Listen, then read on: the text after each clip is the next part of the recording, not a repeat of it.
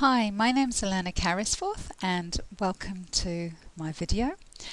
I'm an IELTS tutor and I've been teaching English for 16 years, and today's video is about the IELTS speaking test. In particular about pronunciation for the IELTS speaking test. And this is in response to various visitors to my site, bestieltsonline.com, who've requested this. The most common question I'm asked is British pronunciation or American pronunciation, which is best? And what I always answer is it doesn't matter. It's only a question of accent. Pronunciation is about so much more than your accent. There are nice American accents, there are nice British accents. What's important is that you look at the other features of pronunciation. With me, we'll be looking at British pronunciation, and that's basically because I'm English. First of all, let's think about the basic areas of pronunciation that the IELTS examiner will look for according to the IELTS speaking band descriptors, which you can find on bestieltsonline.com in the bottom right hand corner in the links section. According to these band descriptors, the examiner is looking for the use of a range of pronunciation features used correctly, consistency in these features being used correctly, and how effortlessly a candidate can be understood. So what are my best IELTS speaking test pronunciation tips? Well, first of all, I'd like to look at the question, what are pronunciation features? Pronunciation features include individual sounds, phonemes. These are the smallest sounds in the English language that a native speaker recognizes as making a difference in meaning. For example, we can take two words, pen and ben. The first one, P-E-N, the P, is something we write with. The second one, B-E-N, the B sound, is a man's name. We also have to consider stress, and stress is the greater emphasis of some syllables or words over others during speech. Now we can have word stress, and that's where some syllables have greater emphasis, or we can have sentence stress, and that is where some words in the sentence have greater emphasis. We also have to think about the rhythm of speech. Rhythm is the regular repetition of stress in time. English is a stress-timed language, which basically means that the stressed syllables come at a regular interval, at equal intervals. And lastly, we use intonation. Intonation is the rise and fall of the voice when speaking, and we do this to impart meaning, for example when we're asking a question. So today I'd like to look at the phonetics and phonology of British English. Now, phonemes are divided into vowel sounds, diphthongs and consonants. And in this video, I'd like to look at vowel sounds and how they are pronounced in British English. I've also prepared a British phonemic chart, which you can download from bestieltsonline.com, again in the links section. So there are four things we have to consider when we're looking at how to produce vowel sounds. We must think about the length of the sound. Is it a long sound or a short sound? We must think whether the mouth is open or closed, that is, the jaw is low or high.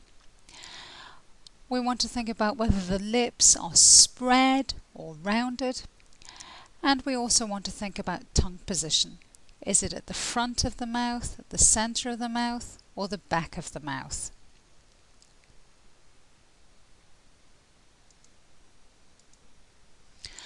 So now let's start looking at some of these sounds. You'll notice that I've put them in a slightly different order to the order on my phonemic chart. That's basically because Page 1 shows vowel sounds where the mouth is closed, relatively closed. Page 2 shows vowel sounds where the mouth is half closed, half open. And page 3 shows vowel sounds where the mouth is open. So let's look at the first sound. We've got E. For example, sheep. Okay, this is a long sound. Whenever we see the 2 dots after with the phoneme, we know it's going to be a long sound. The mouth is closed, the lips are spread, and the tongue is at the front of the mouth. The next sound we've got I. I. I. Ship. This is a short sound. The mouth is opening slightly, the lips are slightly less spread, and the tongue still at the front of the mouth, but slightly less further forward. Okay, the next sound we're going to look at is ooh, ooh, ooh, two. Again, a long sound. The mouth is closed, the lips are very tightly rounded, and the tongue is at the back of the mouth. So these are the extremes in lip movement. E is the most spread, and oo is the most rounded. Finally, we've got ooh, ooh, ooh, which is good. This is a short sound. The mouth is now moving to a half-closed position, what we call a half-closed position. The lips are rounded, but not as rounded as oo, and the tongue is at the back of the mouth. Okay, these next 3 sounds are all produced with the mouth half-closed or half-open, depending how you want to see it. Okay, the first one is bed. It's a short sound. The mouth is half closed, half open. The lips are quite spread, but the mouth is open. The tongue is at the front of the mouth. Okay, the next sound is For example, bird.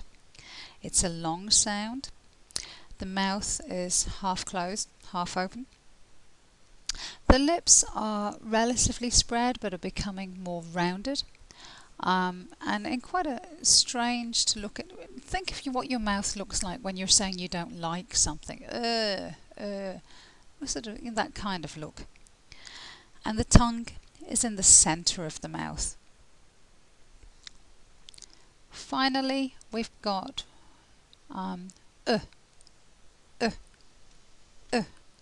For example, sister. This is probably the most common sound of the English language. Its official name is the schwa. It's a weak form. We don't say sister or sister. It's sister. Very small sound. Okay, the mouth is half closed, half open. The lips are quite spread. But again, not spread like E, and the tongue is in the centre of the mouth. Okay, lastly, the mouth is now really beginning to open up. We've got or,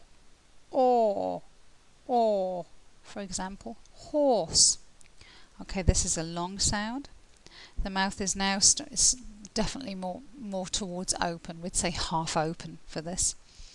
The lips are rounded, but the mouth is open. The tongue is at the back of the mouth. Okay, the next sound. Cat. Okay, this is a really big mouth to produce this sound. The lips are quite spread and the mouth is very widely open. The tongue is at the front of the mouth. The next sound is For example, mother, mother. Okay, this is a short sound. Again, for cat is also a short sound. Is a short sound. The mouth is relatively open. The lips are starting to get a bit more rounded than they are in a. And the tongue is in the centre of the mouth. Next one is oh, oh, oh. For example, dog. It's a short sound. The mouth again is opening up all the more. The lips are starting to get more rounded. And the tongue is at the back of the mouth. And finally, we've got ah, ah. Okay, I want you to imagine you're at the doctor's and he wants to look at your throat. Ah, it's a long sound. The mouth is very open. Ah, the lips are rounded, so open and rounded, and the tongue is at the back of the mouth. Now, when you're practicing these sounds, I suggest you do it either with a partner, so you can comment on each other's mouth position, etc., in front of a mirror, which initially is a bit embarrassing, but it is quite effective. With a native speaker, if you can, if you've got a teacher, practice these sounds. Record your sounds, compare what they sound like to my sounds in this video, and you should be on the way to getting your phonemes as you want them for the IELTS speaking test. Well, I wish you all the very best of luck in your IELTS speaking test. I hope you've enjoyed this video. The next videos will be about diphthongs and consonants, and then I'll be carrying on with other videos about the field of pronunciation. Have a great day. Thanks for watching.